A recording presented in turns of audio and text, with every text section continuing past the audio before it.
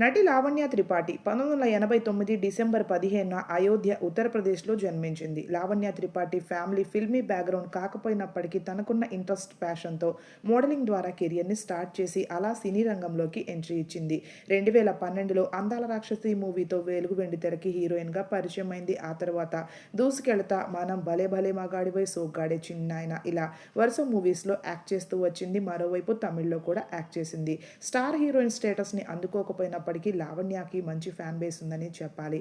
ఇక తన personal life విషయానికొస్తే వరుణ్ తేజ్‌తో కొన్ని మూవీస్‌లో యాక్ట్ చేసి ప్రేమలో పడి 6 సంవత్సరాలు ప్రేమలో ఉండి వీరు పెద్దల్ని ఒప్పించి 2023లో పెళ్లి చేసుకున్నారు. రీసెంట్‌గానే పేరెంట్స్ కాబోతున్నట్లుగా గుడ్ న్యూస్‌ని అనౌన్స్ చేశారు లావణ్య.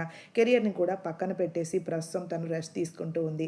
అయితే కొణిదెల వారింటికి వారసుడు కావాలి అని ఎదురు చూసే అభిమానులకి ఈరోజు ఓ మంచి శుభవార్త అందింది. లావణ్య త్రిపాఠి ఈరోజు పండంటి మగబిడ్డకి రెయిన్బో హాస్పిటల్‌లో జన్మనిచ్చింది. ఈ విషయం తెలిసిన ఫ్యాన్స్ అయితే ఫుల్ ఖుషి అవుతున్నారనే చెప్పాలి. ఈ జంట కంగ్రాట్స్ చెప్పాలంటే కామెంట్ చేయండి.